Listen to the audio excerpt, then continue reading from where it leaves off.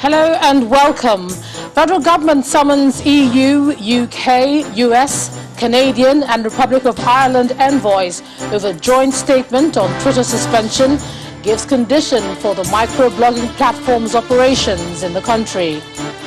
People's Democratic Party condemns federal government's invitation of envoys, cautions against what it terms harassment of the diplomats.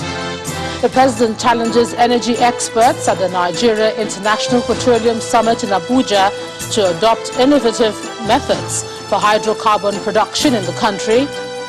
And at least 40 people killed and dozens injured following a collision involving 2 passenger trains in southern Pakistan. Plus we'll have business, sports, news from Abuja, and later on international news from our London studio. The controversy over the indefinite suspension of Twitter's operations in Nigeria is still raging, and today the federal government says it will restore Twitter's operations in the country only if the platform would be used responsibly by citizens. The Minister of Foreign Affairs, Jeffrey Onyama, relayed this condition at a meeting with 5 envoys from the US, UK, Canada, European Union and the Republic of Ireland. They had issued a joint statement condemning the indefinite suspension of the platform in Nigeria. The minister explains that there is no definite time for lifting the ban. We want to use social media for good. There's a lot of good that can come out of this communication revolution that we have in the world today, for a lot of very, very good things. And we want, as much as possible as a government, that these platforms and these media should be used for good. And I think that part of the conversations with them will be really towards how to get them really as forces for good, global good. Conditions. The basic condition is really responsible communication. You know, we know the power of words, you know, and power of words for good and power of words for bad. And we really, our condition is really that these, you know, when you have that kind of power to manage and facilitate the communication of billions of people around the world, it has to come with responsibilities. Absolutely has to come with responsibilities. And so we want to, if the conditions would be responsible use of media. Meanwhile, the envoys reaffirmed their stand, condemning the ban of Twitter by the Nigerian government as they stressed the importance of free access to social media. The U.S. ambassador to Nigeria, Mary Beth Leonard, who spoke on behalf of the others, says they are delighted to see Nigeria successful and that all challenges have their solutions. We are here as partners who want to see Nigeria succeed. We want to see this place in a unified, peaceful, and prosperous, and that's how all of our activities are arranged. I think we have to be very clear that we are Nigeria's strong partners on issues of security, and we recognize the daunting times and the array of security challenges that confront Nigeria. While they are daunting, they are not insurmountable, and part of the way that you surmount them is through the partnership of the people that you see represented here, not only in physical security, but in terms of expanding opportunities and promoting mediation and dialogue. This is all very, very important. But the meeting with the foreign envoys did not go down well with the main opposition, the People's Democratic Party, as it cautions the federal government against what it calls the harassment of foreign envoys and other members of the international community for speaking out against the infringement on the rights of Nigerians. The PDP says the federal government's action with regards to the envoys smacks of intolerance of the international community. It insists there is no law or statute that prohibits foreign envoys from speaking out against clear violation of internationally enshrined freedom of expression and the right to social interactions as provided by Twitter and other social media platforms. The party therefore calls and cautions that any harassment or assault on foreign envoys that places them at great risk and pitches the nation against other members of the international community should be avoided. In the meantime, the Socio-Economic and Rights and Accountability Project, SERAP, has condemned the decision by the National Broadcasting Commission asking broadcasting stations to deinstall their Twitter handles. SERAP, in a statement, sent an urgent appeal to the Secretary-General of the Commonwealth, Patricia Scotland, urging her to apply the Commonwealth Charter to hold the Nigerian government to account over what it describes as unlawful suspension of Twitter and repression of human rights, particularly the right to freedom of expression, access to information, and media freedom. SERAP is also asking the head of the Commonwealth to push the Nigerian government to take concrete measures to respect and promote the Commonwealth's values of human rights, transparency, accountability, and the rule of law. The NBC had directed all broadcasting stations to deactivate their Twitter accounts and suspend the patronage of the microblogging service provider. In the statement signed by NBC's Director General, Professor Armstrong Idachaba, the Commission noted that the directive is consequent on the suspension of Twitter operations in Nigeria by the federal government. He says in line with this, all broadcasting stations have been directed not to patronize the social networking service and to desist from using the platform as a source of information. Let's take a look at security matters now. The President has met with the Chief of Defense Staff, General Lucky Irabo, the Chief of Army Staff, Major General Farouk Yahya, and the Minister of Defense, Major General Bashir Magashi, at the State House over the current security situation in the country. At the end of the meeting, the Minister of Defense told State House correspondents that the President asked the Chief of Army Staff and the CDS to build a strong synergy among security agencies to tackle insecurity in the country. The President received us and offered some advices how we can go about doing this operation and the entire security of the country. And we are aware that today, and we assure him that we will do our best to bring an end to the problem of security in this country. He tell him that there is a lot of pressure on security, and being an actor one time or the other has given us a direction in which we can learn from his experiences and apply them to our mode of operations. And I think we have taken the advice seriously. And the issue of synergy among the security forces was also stressed. And I'm sure there will be a lot of changes as regard to the security operation in this country.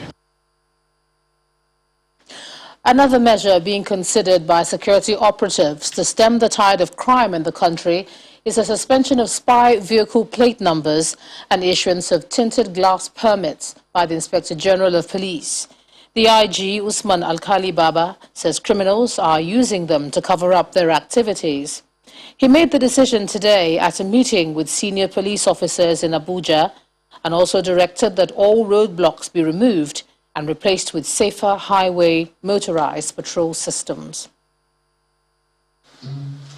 It is the first meeting of the Inspector General of Police after the confirmation of his appointment by the Nigeria Police Council last week.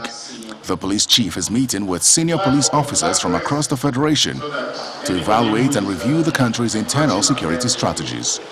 Nigerian police assets are critical.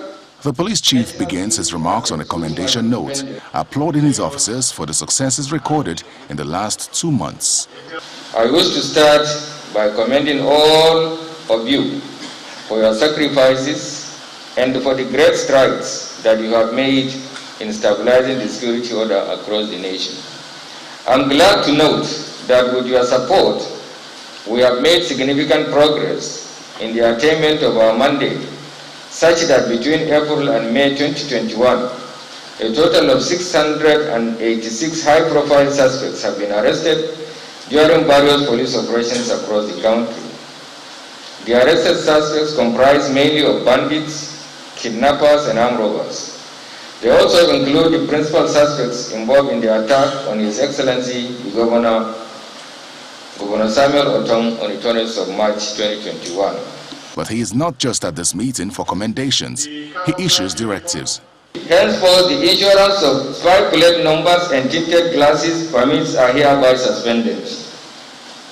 Furthermore, roadblocks under any description or guards remain banned across the country, and any officer found to be contravening this order will be held liable and dealt with firmly. A high point of this meeting is the recognition of an Assistant Superintendent of Police, Mr. Sunday Rabo, for his professionalism in the face of provocation while on duty in Lagos State.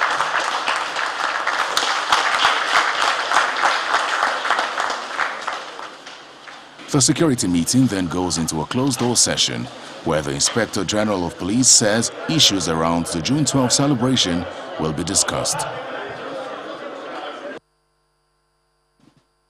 Staying with security matters now, 20 people have been killed and many others wounded as suspected herdsmen attacked a village in Agatu local government area of Benue State. The suspected herders are said to have invaded the village on Sunday evening, shooting sporadically and killing anyone in sight. They reportedly left the community around 6:40 p.m. after killing many people. Eyewitnesses say the herdsmen, who were believed to have come from Nasarawa State, passed through the neighboring Gwer West local government area in guerrilla style.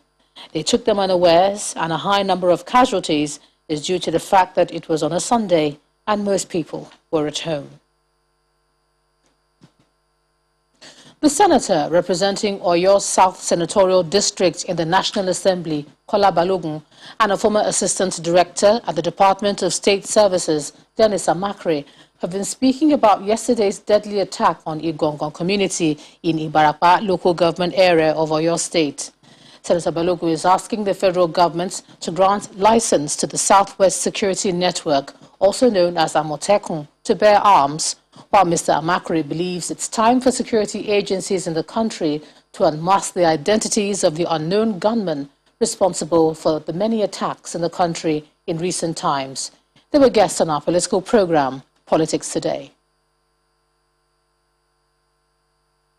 We're angry, we're frustrated. It cannot continue like this. The other time, when the Southwest governors came together and came up with this Amatekun concept, again, some people are uncomfortable with that. And so far, we now know that Amatekun is working in collaboration with the police, with the SSS at the state level. They're working together.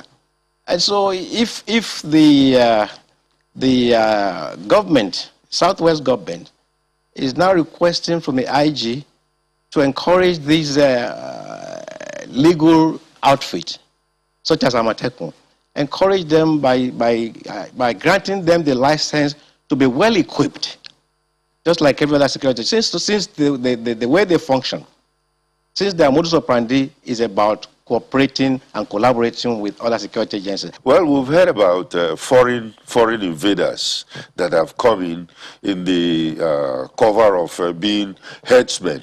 And of course, these guys have gone around. We know their modus operandi. It's different from, communal clashes. So that modus operandi has showed itself in Benue State, showed itself in Oyo State, and I think the security agencies by now must have a picture of exactly who is doing this. And if we know them, and if they are foreign, then why don't we try and get them out of this country? Because, they are splitting our country to smithereens. The House of Representatives Committee on Recovered Loot says it will invoke relevant sections of the Constitution on some heads of government agencies who were absent at the investigative hearing on recovered loot. The chairman of the committee, Isiaka Ibrahim, described their absence as repeated disrespect of the National Assembly by the executive arm. According to the committee, those absent at the hearing include the Inspector General of Police, National Security Advisor, and the Director General of NIMASA.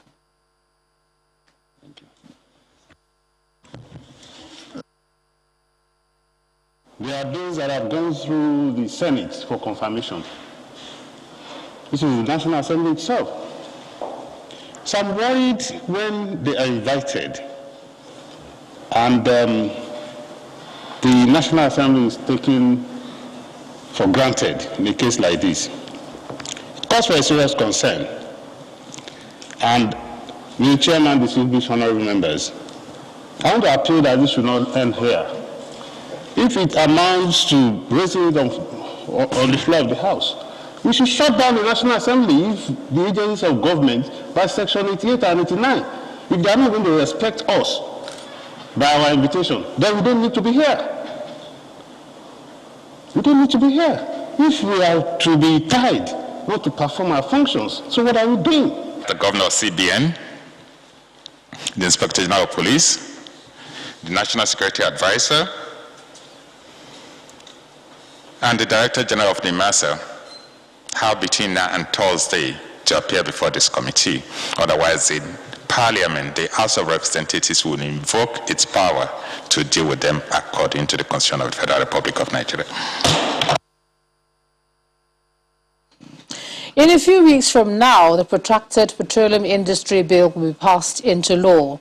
Making this declaration today at the International Petroleum Summit in Abuja, the Senate President Ahmed Lawan says the contents of the emerging law, which will govern commercial investments in the sector, would make the Nigerian business environment competitive for investors. He goes on to say that the present legislature adopted a collaborative approach in examining issues in the proposals in order to narrow down the contentions that held the bill back for 20 years. Optimization is key. Nearly 18 months in the dock for major on-site meetings of this magnitude, no thanks to COVID-19 pandemic, the Nigeria International Petroleum Summit NIPS is holding in Nigeria. Thank you. The fourth in the series, and the gathering envisaged to be the preeminent oil and gas summit in sub-Saharan Africa, has as its theme, from crisis to opportunity, new approaches to the future of hydrocarbons. Oil and gas experts, investors, heads of national oil companies from across Africa, APO members, oil and gas operators, policymakers, and the leadership of the National Assembly are all in this room to chart a formidable course for Africa. Just as President Muhammad Buhari, represented here by the Minister of State Petroleum, is clear on the issues, strategy, and execution. Cost is the energy of the future. The industry needs to drive down its costs per barrel before it is exterminated by prices falling below production costs, a phenomenon we experienced at the outset of the pandemic.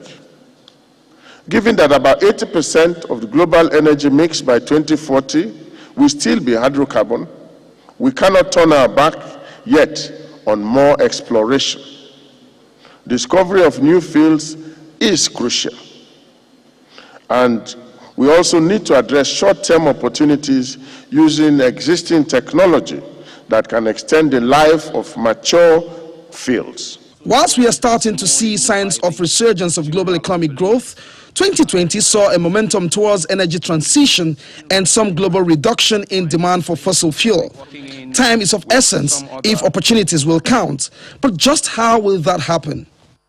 Lastly, to combat this crisis to advantage, this industry must work together to look at advantages that are inherent in the transition that we're going through. Every company must try to be an energy company and not necessarily an oil and gas company. That's what everybody is doing, and this is what we're also doing in the NMPs to make sure that we transform from what we are today to an energy company.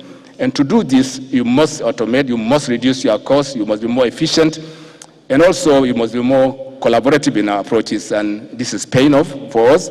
And of course, ultimately, this crisis as it is today, as we face in the industry, is surely an opportunity for us to do many things differently, and particularly more so in our country today, where the enormous gas resources can be converted to value, and we can join the journey for blue and green hydrogen.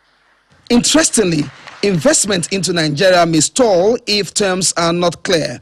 The lawmakers know this, so why is there a delay in passing the petroleum industry bill? Nobody's trying to drive anybody out of business. That is not our job. We're expected to encourage business, whether foreign, whether local, or community-based. But we juggle as these competing interests juggle and try to elbow each other out. It is the role of the National Assembly to look for a balancing act, bearing in mind that the most important interest for us is the national interest. International funds go to climes with certainties in terms of fiscal that may have prompted this news from the Senate President. Our joint committees of both the Senate and House on the PIB are about to conclude writing the report, which will be submitted to both chambers of the National Assembly. Our expectation is that we will pass the PIB within this month of June, by the grace of God.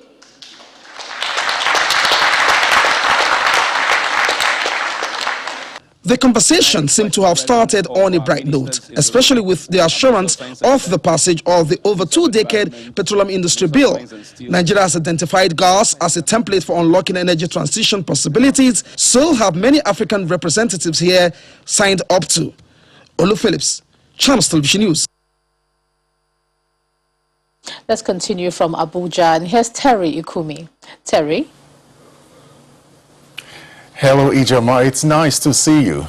You too. We begin with the judiciary. The Chief Justice of Nigeria, Justice Tanko Mohammed, has sworn in Justice Salisu Garba as the substantive Chief Judge of the Federal Capital Territory.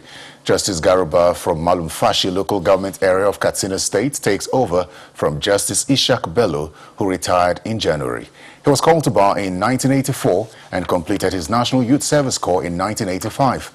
Justice Garba was appointed as magistrate in the FCT in 1989. Speaking at the ceremony, which took place at the Ceremonial Court of the Supreme Court in Abuja, Justice Mohammed warns that he will not tolerate any form of abuse of power by any judicial officer. The Independent National Electoral Commission, INEC, says it has concluded works on the expansion of polling units across the country ahead of the continuous voters registration exercise, which will commence by the end of this month.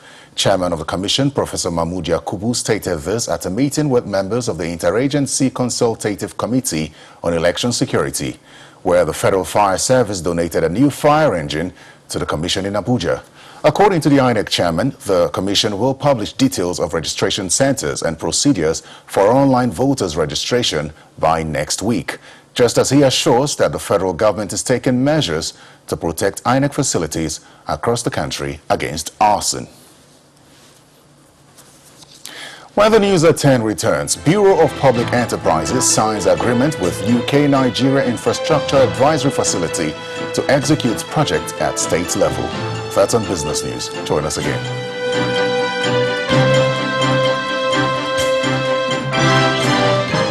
Welcome back to the News at 10, coming to you live from Channels Television. The Rivers State Governor Nyesom Wike has flagged off the construction of a 25.9 billion naira medical center for the diagnosis and treatment of cancer and cardiovascular diseases in the state. Performed by the Minister of Health, Osagie Haniri, the flag-off exercise is part of activities to mark Governor Wike's 6th year in office.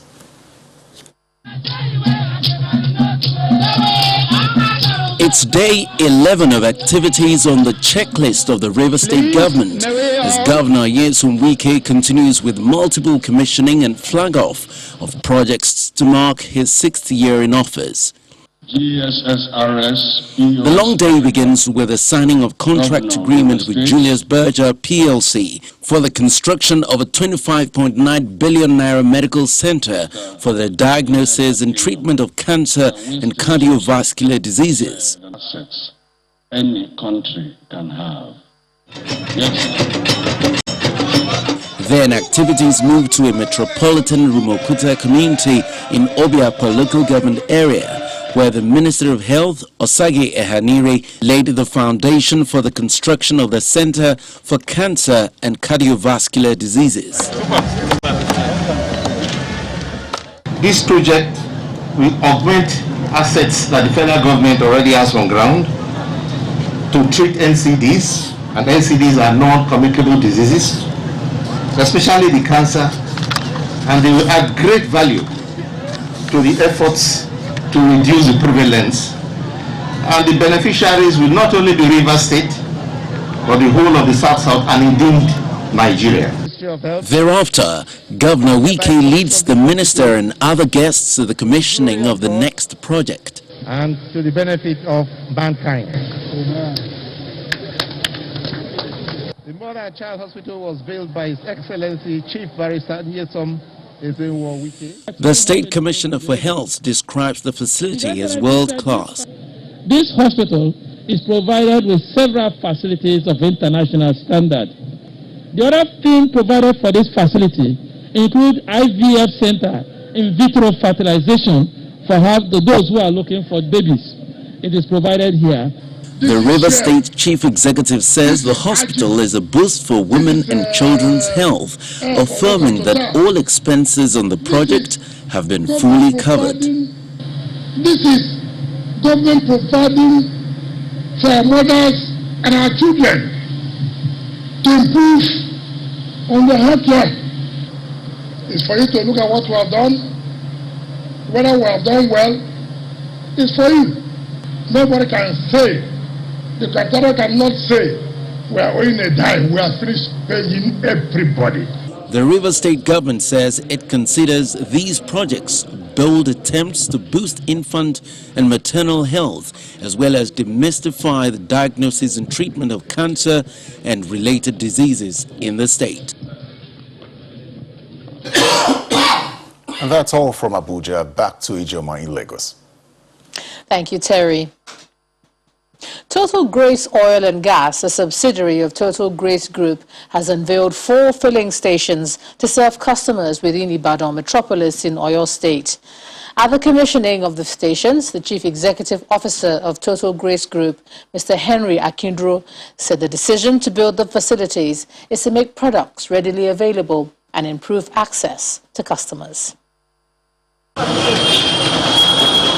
4 filling stations at Bagi, Olorunshogo, J. Allen and Mokola were opened by the Chief Executive Officer of Total Grace Oil and Gas, Dr. Henry Akinduro, to serve the residents and commuters plying those routes within Ibadan. The first filling station commissioned is sited beside Bagi Market along New Ife Road to serve motorists traveling within and outside Ibadan, the Oyo State capital. Some Nollywood veterans, motorists and commuters joined the management of Total Grace to witness the opening of the new station. The team say the choice of Ibadan for an investment of this nature is strategic to the chairman of Total Grace Group.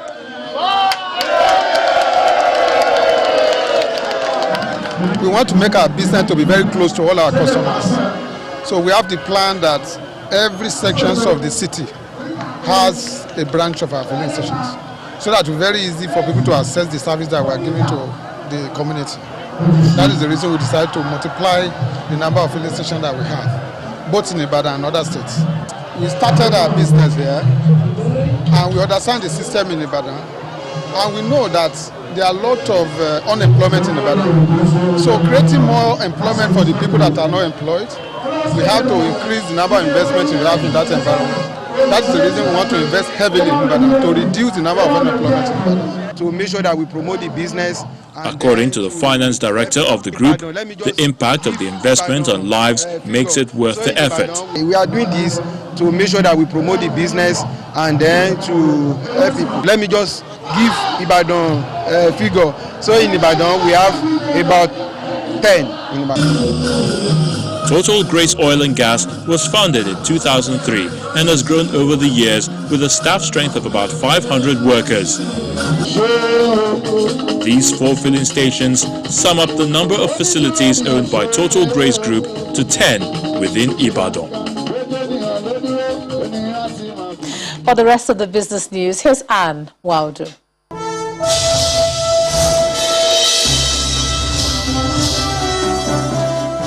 Thank you, Ijoma. Let's begin business news with an agreement reached by the Bureau of Public Enterprises with the United Kingdom Nigeria Infrastructure Advisory Facility to support project screening and selection.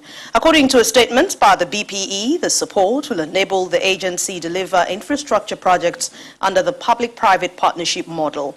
It also adds that the agreement will address issues of ambiguity and provide clarity on institutional responsibilities for PPP programs in Nigeria. The domestic stock market has ended its 3-day rally, closing today's trading session in a negative territory. Uvie Bikomo has the details.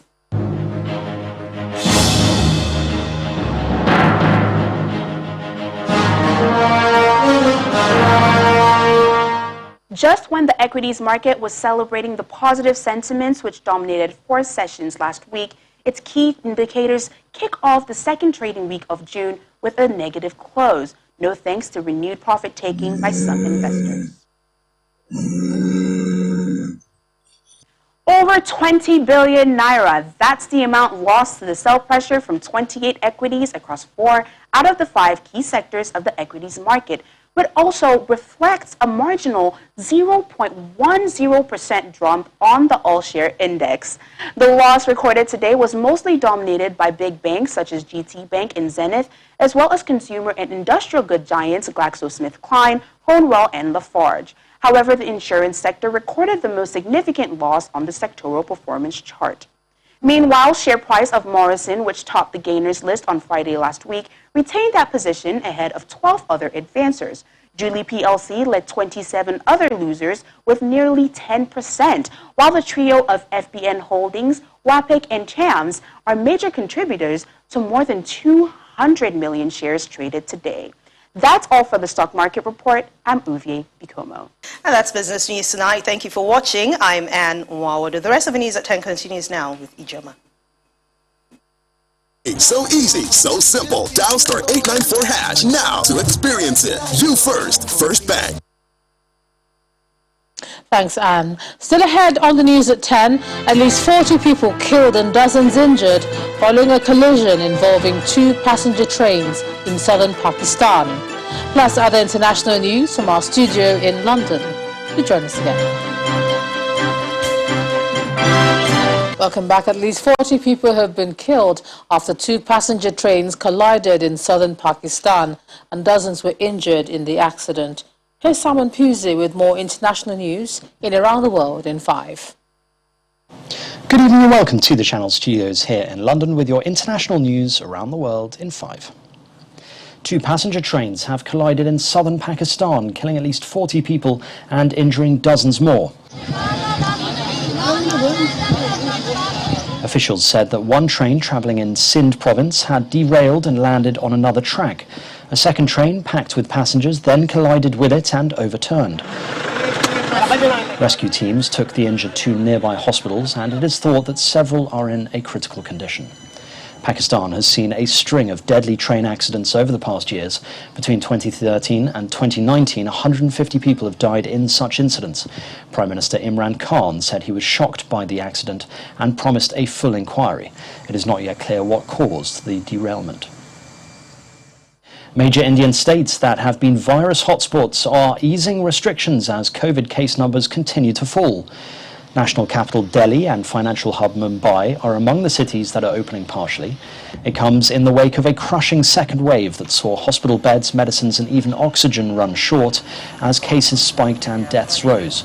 But experts continue to advise precaution amid a lagging vaccine drive and the threat posed by new variants.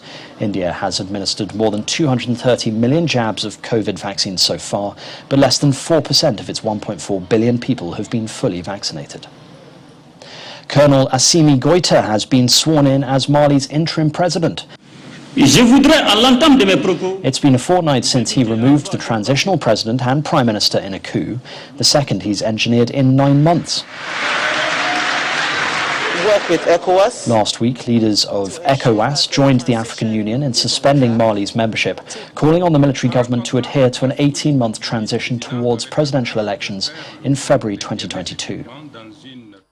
A statue has been toppled at Ryerson University in Toronto in Canada at a protest over the recent discovery of a mass grave of Indigenous children at a school.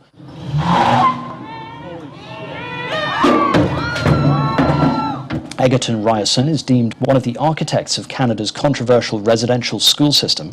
His statue had already been vandalised earlier in the week after the suspected remains of 215 children were found. Growing scrutiny of Ryerson has led to calls to change the university name and remove the statue. A statement from the university later said more than 1,000 people had taken part in a peaceful protest before a truck arrived to help bring the statue down. Across the country. A new kit for Ukraine's football team showing a map including Russian-annexed Crimea has provoked anger in Moscow. Ukraine unveiled its shirt for Euro 2020 emblazoned with its borders, including Crimea and the slogan, "Glory to Ukraine." Russia annexed the Crimean Peninsula from Ukraine in 2014 and considers it a part of its territory, something rejected internationally. David Dushman, the last surviving soldier who took part in the liberation of the Nazi death camp at Auschwitz, has died aged 98. Mr. Dushman was a Jewish Red Army veteran who later became an Olympic fencer. As a 21-year-old soldier, he used his tank to mow down the camp's electric fence on January the 27th, 1945, helping to set its prisoners free. The Amazon founder Jeff Bezos has announced he will fly to space with his brother on the first human flight launched by his space company, Blue Origin. This is Blue Moon. In an Instagram post, Mr. Bezos said spaceflight was something he had wanted to do his whole life. Jeff Bezos is one of the world's richest people. According to Forbes magazine, he has a net worth of $186.2 billion. And finally, a cameraman in China has gone viral for outrunning all of the competitors during the 100-meter dash, leaving the competitors trailing in his wake. Hao Xiaoyang waited for the starting gun to sound before launching into his own explosive stride with his camera pointed back at the runners. Mr. Hao admitted to being surprised that his running and recording antics have received so much attention online and said his biggest challenge was simply to maintain a stable camera view throughout the race. And that's your international news around the world in 5. Now back to the Channel studios in Lagos.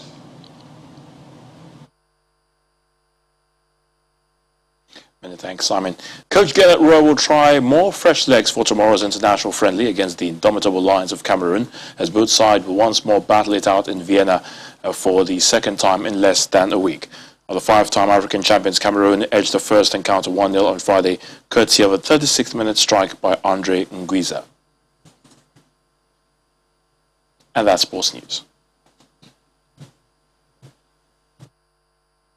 Thanks, Ayotunde. And the main news again.